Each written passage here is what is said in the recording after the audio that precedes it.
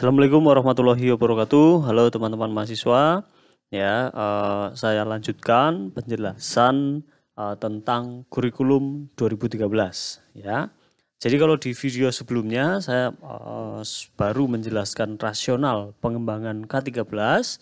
Nah, pada video kali ini saya akan langsung menjelaskan 3 poin sekaligus, yaitu pengembangan kurikulum 2013, struktur kurikulum 2013, dan juga rencana implementasi kurikulum 2013. Ya meskipun ini kurikulum yang memang sudah lama diterapkan ya di Indonesia, sudah 7 tahun yang lalu. Tetapi tentang bagaimana kurikulum itu awal mulanya diimplementasikan, ini juga perlu teman-teman mahasiswa ketahui ya. Nah, akan kita bahas di video kali ini. Ya, langsung saja ke materi yang pertama, yaitu tentang bagaimana kurikulum itu dikembangkan ya. Kurikulum 2013 ini dikembangkan.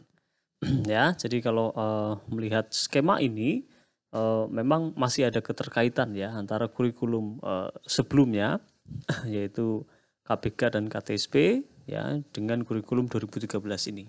Ya, bisa kita lihat di sini saudara ya, standar kompetensi dan kompetensi dasar lama ya. Jadi pada mata pelajaran per kelas ya di kurikulum KTSP. Nah, ini dievaluasi ya bersama oleh tim. Ya, dan juga ya standar kompetensi lulusan baru yang dirancang ya, sudah dirancang oleh tim. Dievaluasi ya, dievaluasi. Jadi apa yang dievaluasi ya, mempertahankan SKKD lama yang sesuai dengan SKL baru ya. Nah, ini dipertahankan yang masih relevan. Ya, kemarin di video sebelumnya saya sudah menjelaskan tentang beberapa SKL yang relevan ya dengan Teams, dengan PILS, dan juga apa satunya lagi ya. Ya pokoknya ada indikator pembelajaran di tingkat internasional itu ya yang sudah saya jelaskan di video sebelumnya.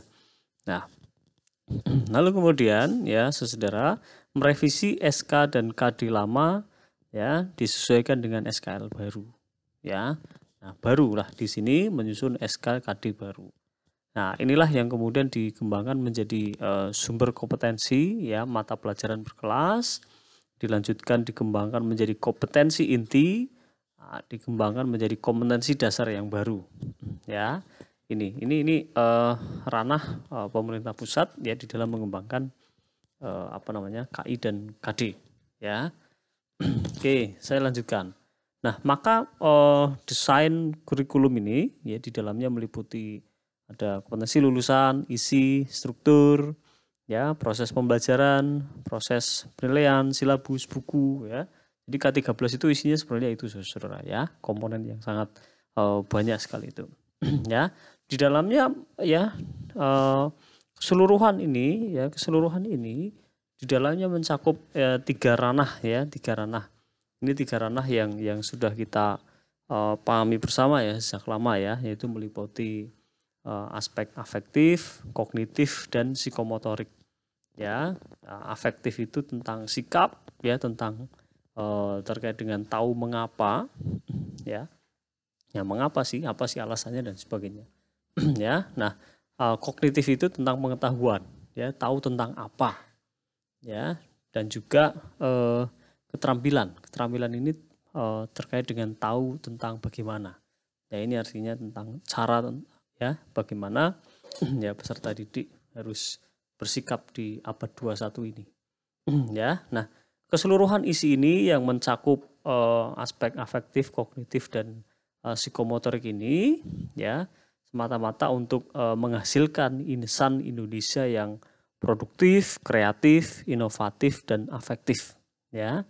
Nah, melalui penguatan sikap, keterampilan, dan pengetahuan ini yang terintegrasi di dalam kurikulum itu ya, meliputi kompetensi lulusan, lalu kemudian isi kurikulum, struktur kurikulum, proses pembelajaran, proses penilaian, silabus, dan juga buku ajar ya.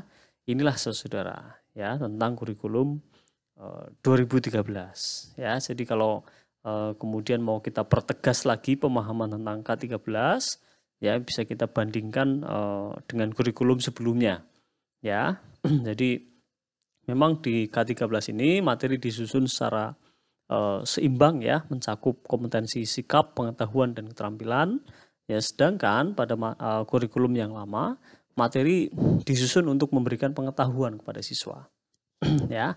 Nah, ini kan ada ranah yang lebih luas lagi ya dalam kurikulum baru itu, yaitu penekanan yang lebih kepada sikap dan juga keterampilan. Nah, ini saudara. Perbedaan atau perubahan yang kedua ya saudara, dalam kurikulum lama, pendekatan pembelajaran adalah siswa diberitahu tentang materi yang harus dihafal. Ya, siswa diberitahu. Wah, inilah ya. Sedangkan di dalam kurikulum baru, pendekatan pembelajaran berdasarkan pengamatan, pertanyaan, pengumpulan data, penalaran, dan penyajian ya hasilnya ya melalui pemanfaatan berbagai macam sumber-sumber belajar. Jadi garis besarnya di sini siswa mencari tahu lah ya, ini saudara. Nah, apa namanya?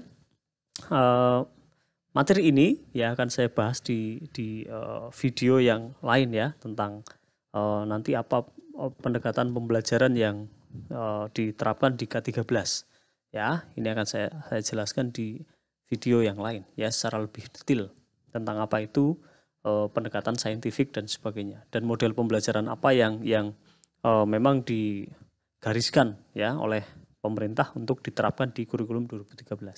Saya jelaskan di video yang lain. Nah, perubahan yang ketiga juga ya, ini juga akan saya jelaskan di video yang lain secara lebih detail ya, tetapi di sini secara umum saja dulu akan saya sampaikan. Ya, dalam kurikulum lama ya, penilaian pada pengetahuan melalui ulangan dan ujian. Nah, ini ya.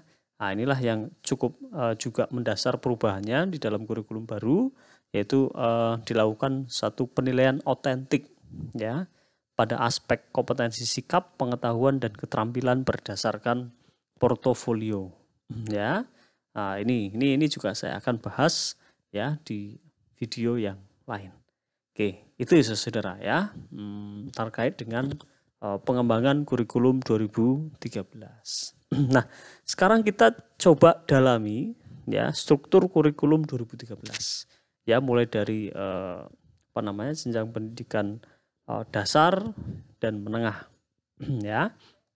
Nah, ini dia ya untuk struktur kurikulum SD. Nah, di sini kita bisa melihat ya terkait dengan kompetensi afektif atau kompetensi sikap ya, juga sangat ditekankan di sini ya. Maka muncul apa ya istilahnya ya, nama baru ya, diintegrasikan dengan nama mapel yang lama ya, misal semacam ini, pendidikan agama dan budi pekerti ya. Plotting jamnya ya bisa kita lihat di sini ya, 4 jam mulai dari kelas 1 SD sampai kelas 6 SD ya. Lalu kemudian ini juga masih terkait dengan mata pelajaran yang penekanannya lebih fokus pada pendidikan karakter ya, PPKN ya, bisa kita lihat di sini ya, distribusi jam pelajarannya. Nah, kemudian juga ada mapel bahasa Indonesia, matematika, IPA, IPS ya. IPA, IPS ini mulai diajarkan pada peserta didik ya di kelas 4 dengan distribusi jam ya, 3 jam pelajaran ya per minggu. Nah, semacam ini saudara ya. Nah, untuk kelompok B ini mata pelajaran tambahan ya yang diberikan juga kepada siswa-siswa SD, semacam seni budaya dan prakarya ya, termasuk di sini muatan lokal. Ini biasanya bahasa daerah ini ya. Nah, berikutnya saudara ya juga ada pendidikan jasmani ya, olahraga dan kesehatan. Nah, ini saudara ya, dengan distribusi jam semacam ini ya. Ini untuk struktur kurikulum di SD. Nah, selanjutnya untuk di SMP ya juga sama semacam ini dengan sebaran mata pelajaran ya, meliputi pendidikan agama, pendidikan Pancasila dan kewarganegaraan, bahasa Indonesia, matematik, IPA, IPS, bahasa Inggris ya. Nah, ini di kelompok A ya, mata pelajaran utama ya. Nah, sedangkan di kelompok B meliputi seni budaya ya, termasuk di sini muatan lokal. Ya, biasanya bahasa daerah ya. Ini sudah saya beri keterangan di sini. Lalu kemudian ada pendidikan jasmani, olahraga dan kesehatan ya. Lalu kemudian ada prakarya. Nah, ini struktur kurikulum untuk di SMP ya. Ada penekanan juga pada pendidikan karakter di sini ya, 2 mapel ini. Ya, meskipun memang semua mapel ini juga harus menerapkan pendidikan karakter ya. Ini saudara, struktur kurikulum di SMP ya. Nah, di SMA ya juga masih sama, mata pelajaran terbagi menjadi 2 kelompok ya, kelompok A dan kelompok B. Ya, termasuk nanti kalau di pendidikan menengah ya atau SMA ini nanti ada kelompok peminatan ya. Untuk di kelompok A ini masih sama ya saudara, meliputi pendidikan agama ya, ada PPKN juga, bahasa Indonesia, matematik, sejarah Indonesia, bahasa Inggris ya. Nah, ini di rumpun kelompok A. Di kelompok B ya juga serupa, meliputi seni budaya, prakarya dan kewirausahaan, pendidikan jasmani dan olahraga dan kesehatan gitu ya. Nah, ini semua kelompok A dan kelompok B. Nah, termasuk dengan distribusi jamnya per minggu. Ini sudah sangat dirinci di sini ya, saudara. Nah, untuk kelompok peminatan ya di SMA, alokasi jamnya semacam ini saudara ya. 18 jam per minggu, 20 jam dan 20 jam ya. Di kelas 10, 11 dan 12. Ya, sedangkan untuk di SMK jamnya lebih banyak lagi ya dalam per minggu. Nah, untuk peminatan di SMA ya, ini saya spesifikkan saja langsung di SMA ya, karena kita sosiologi ya adanya di SMA ya, sehingga saya secara detail ya menjelaskan yang di SMA. Nah, ini saudara, struktur kurikulum peminatan di SMA ya. Untuk peminatan di matematika dan IPA ya atau MIPA, ini peminatannya meliputi ini ya. Nah, ini. Jadi distribusi jamnya bisa kita lihat di kelas 10 berapa, kelas 11 berapa, di kelas 12 berapa. Ya. Nah, berikutnya untuk peminatan sosial ya. Meliputi geografi, sejarah, sosiologi dan antropologi dan juga ekonomi ya, juga dengan distribusi jam yang sama ya. Nah, macam ini. Nah, peminatan bahasa meliputi bahasa dan sastra Indonesia, bahasa dan sastra Inggris, bahasa dan sastra asing lainnya. Ya, ini biasanya sekolah juga variatif ya untuk poin ketiga ini. Bisa jadi bahasa Arab atau bahasa Mandarin ya dan sebagainya. Dan juga ada mata pelajaran antropologi ya. Nah, ini ada mata pelajaran pilihan dan pendalaman ya, ini sesuai dengan minat ya, atau bisa juga lintas minat ya, dengan distribusi jam sebanyak 6, 4 dan juga 4. Nah, ini saudara ya terkait dengan struktur kurikulum peminatan di SMA ya. Baik, selanjutnya ya saya langsung saja lah ya kepada rencana implementasi kurikulum 2013 ya. Ini memang di awal kemunculannya ya, kurikulum 2013 memang cukup punya perbedaan yang signifikan ya dengan kurikulum sebelumnya ya, sehingga memang banyak kemudian resistensi yang muncul di masyarakat ya, di tingkat guru ya, di tingkat peserta didik dan sebagainya, karena memang perubahannya cukup mendasar dari kurikulum sebelumnya. Nah, sehingga memang membutuhkan satu rencana implementasi yang matang ya, agar satu konsep yang sama sekali baru ini ya benar-benar bisa diterapkan di tingkat level bawah ya, di tingkat sekolah dan masyarakat. Nah, oleh karena itu, saudara, sebenarnya rencana ini juga sudah sangat sistematis sekali, ya, yaitu secara bertahap dan terbatas. Ya, saya jelaskan yang bertahap dulu, ya. Untuk di jenjang SD, ya kita bisa lihat ya, saudara, di tahun 2013 ya kurikulum ini langsung diterapkan, ya, karena namanya memang kurikulum 2013 untuk kelas 1 dulu. Ya, untuk kelas 1 SD. Nah, jadi memang bertahap seperti itu ya. Nah, di tahun 2014 ya, siswa yang tadinya kelas 1 SD ya naik ke kelas 2. Nah, ini artinya kelas 2 sudah menerapkan kurikulum 2013 juga. Nah, terus ya bertambah ya di tahun 2015, artinya siswa kelas 1 SD ya sudah berada di kelas 3. Nah, sehingga ini sudah menerapkan kurikulum 2013 ya. Termasuk di tahun 2013 ini ya kelas 4 SD ini juga sudah diterapkan kurikulum 2013 ya, saudara ya. Nah, semacam ini. Nah, siswa baru ya di di 2014 ini ya yang tadinya kelas 4 ya naik ke kelas 5 ya, ini artinya mereka juga sudah menerapkan K13 ya, lanjut ke 2015 ya, sehingga nantinya di tahun 2016 ya semua siswa ya di semua jenjang pendidikan sudah menerapkan kurikulum 2013 ini ya.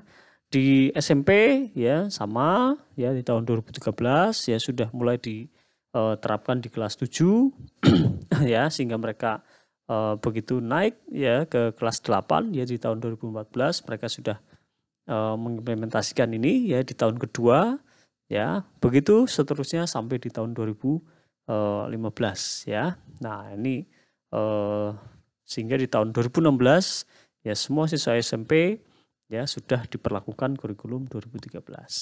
Sama juga ya untuk di jenjang SMA atau SMK ya, kelas 10 di tahun 2013 mereka sudah menerapkan kurikulum 2013 ya, terus berlanjut sampai ke kelas 12. Nah, sehingga tuntas nanti di tahun 2016 mereka sudah menerapkan kurikulum 2013 ya.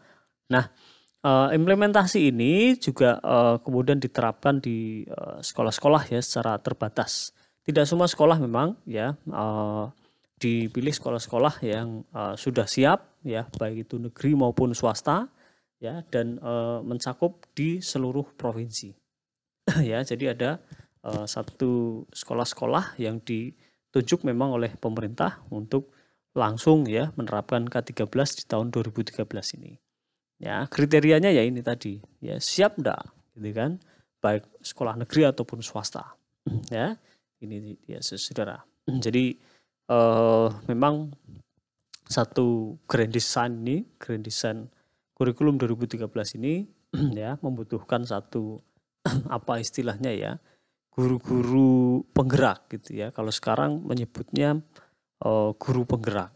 Ya, guru-guru yang kemudian mampu, kalau dulu ya zamannya guru master ya, guru-guru inti yang kemudian diberi pelatihan oleh pemerintah pusat ya, yang kemudian dia nanti akan menularkan tentang bagaimana kurikulum 2013 itu diterapkan kepada teman-teman guru yang lainnya ya, sehingga memang guru-guru yang berprestasi, guru-guru yang punya daya adaptasi tinggi terhadap perubahan-perubahan itu ya, inilah yang kemudian dilatih ya. Jadi ada skema pelatihan yang sudah disusun juga oleh kementerian ya semacam ini ya, ini di pemerintah pusat ya. Jadi ada dua wilayah A dan wilayah B. Ini hanya simulasi saja ya saudara ya, untuk mempermudah bagaimana saya menjelaskan tentang guru-guru ya di tingkat sekolah itu disiapkan untuk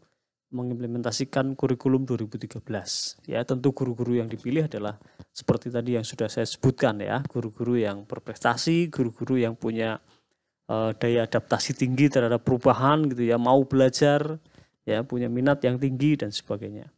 Nah, guru-guru inilah yang kemudian dilatih ya, ini di tingkat nasional ya, ini di tingkat inti nanti ada 2 wilayah, wilayah A, wilayah B. Nah, sasarannya adalah di semua provinsi. Tadi di slide sebelumnya sudah saya jelaskan ya, di semua provinsi ya, kurikulum 2013 itu diterapkan di sekolah-sekolah yang ditunjuk. Nah, dari sekolah yang ditunjuk itulah dipilih satu guru yang kemudian waktu itu dinamai sebagai guru master ya, untuk diberi pelatihan ya, semacam ini ya. Satu guru diberi pelatihan dari masing-masing provinsi ya, dari semua provinsi yang ada di Indonesia. Nah, lalu kemudian satu guru master ini juga kemudian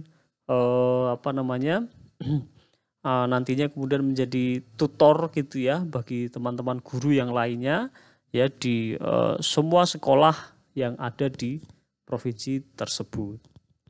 Ya, dipilih lagi satu guru master lagi ya dari tiap-tiap sekolah yang ada di masing-masing provinsi ya, semacam ini.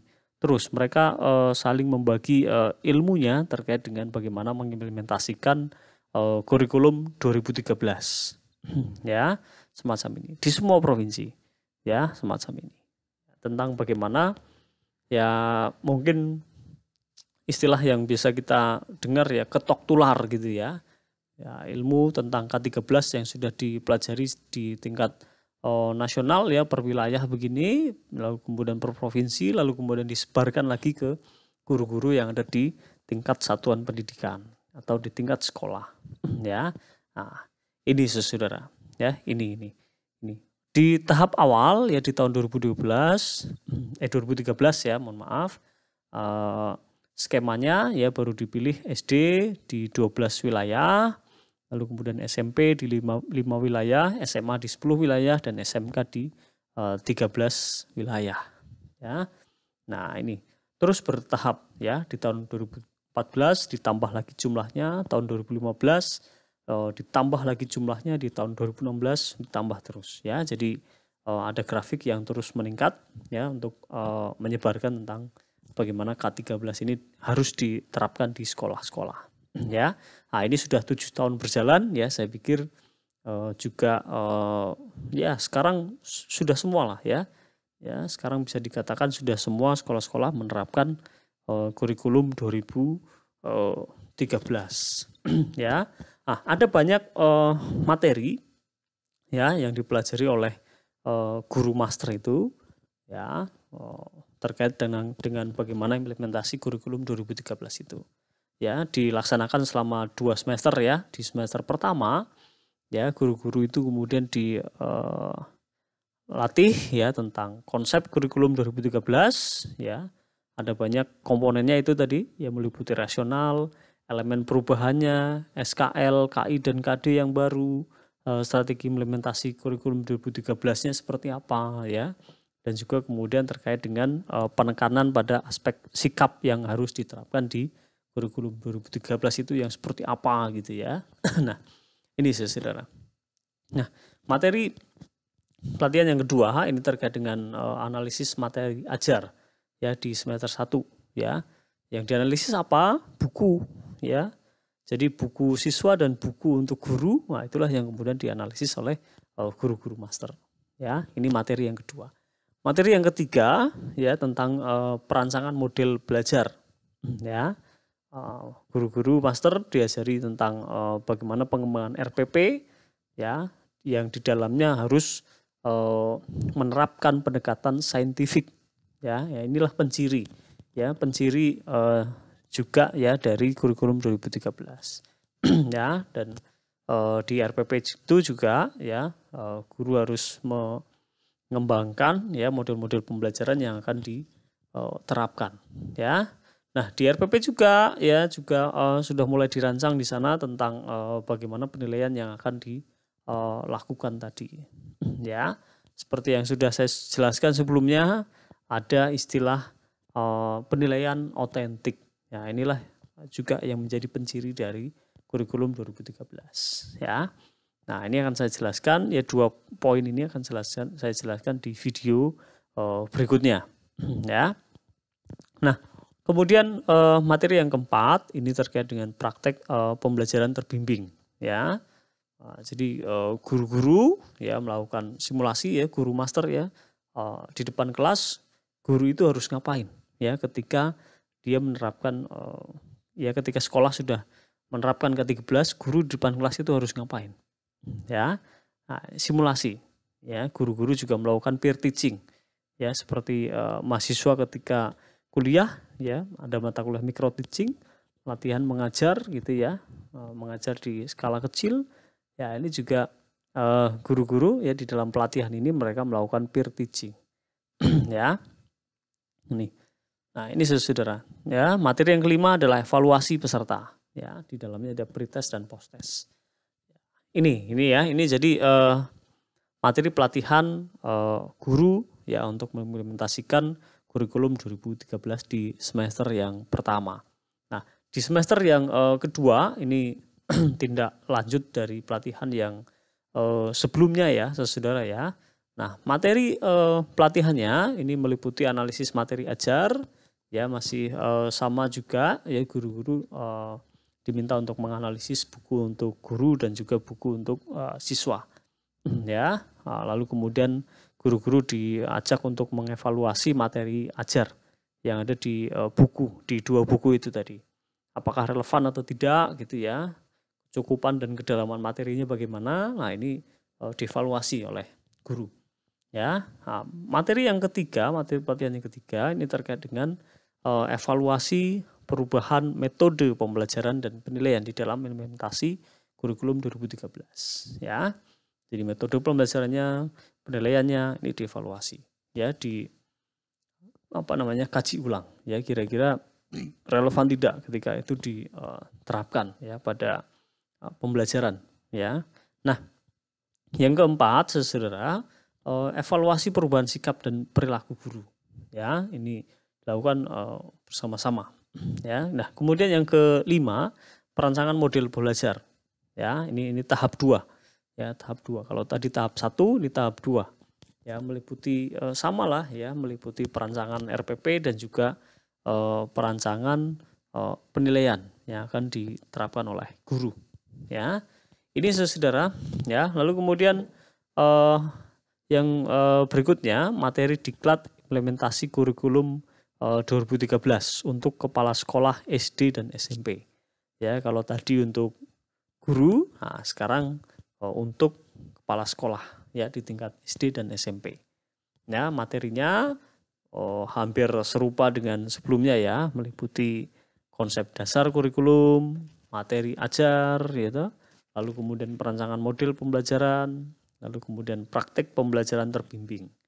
Ya, ini ya. Nah, berikutnya yang kelima ya, saudara, ini terkait dengan kepemimpinan ya, manajemen perubahan dan budaya sekolah. Nah, inilah tambahan ya, bedanya dengan materi pelatihan untuk guru tadi ya. Karena ada materi terkait dengan kepemimpinan dan manajemen perubahan dan budaya sekolah ya, karena bagaimanapun ya yang namanya kepala sekolah ini ya menjadi motor penggerak gitu ya. Berjalan atau tidaknya satu kurikulum baru itu ya, maka motor penggeraknya ini sebenarnya berada di level kepala sekolah ya. Dia harus mampu memanajemen sumber daya yang ada di sekolah masing-masing ya, untuk bisa memotivasi guru ya, menjadi contoh bagi guru-guru yang lain ya, tentang bagaimana mengimplementasikan kurikulum 2013 ini ya. Sehingga perlu ada materi ini ya, bagaimana kepala sekolah juga menciptakan budaya sekolah ya, budaya prestasi di sekolah ya, sehingga kurikulum 2013 ini benar-benar bisa optimal ya. Ya, termasuk materi pendampingan implementasi kurikulum ya. Jadi kepala sekolah diajarkan tentang bagaimana strategi untuk mendampingi ya guru-guru yang ada di wilayah kekuasaan kepala sekolah itu ya, untuk bisa menerapkan kurikulum 2013 ya, dan juga on job learning ya. Jadi belajar sambil memang bekerja ya, menerapkan kurikulum 2013 itu. Nah, ini saudara ya. Nah, yang ketujuh adalah evaluasi peserta. Nah, ini pre-test dan post-test ya, seperti biasa untuk mengukur ketercapaian apakah materi ya bisa betul-betul dikuasai oleh peserta pelatihan atau tidak ya. Jadi ini saudara ya, strategi implementasi kurikulum 2013 yang sudah dirancang dengan sangat sistematis ya. Nah, seperti yang sudah kita cermati bersama ya, bahwa di sekolah-sekolah maka kemudian kurikulum 2013 itu benar-benar sudah bisa diterapkan di semua sekolah di Indonesia. Ya, ini tentu tidak terlepas dari sebuah grand design rencana implementasi yang sudah dirancang sebelumnya. Baik, itu saudara ya, saya pikir ya materi perkuliahan kita di video kali ini. Terima kasih sudah menyaksikan ya, kita diskusikan melalui forum yang kita sepakati bersama. Terima kasih. Wassalamualaikum warahmatullahi wabarakatuh.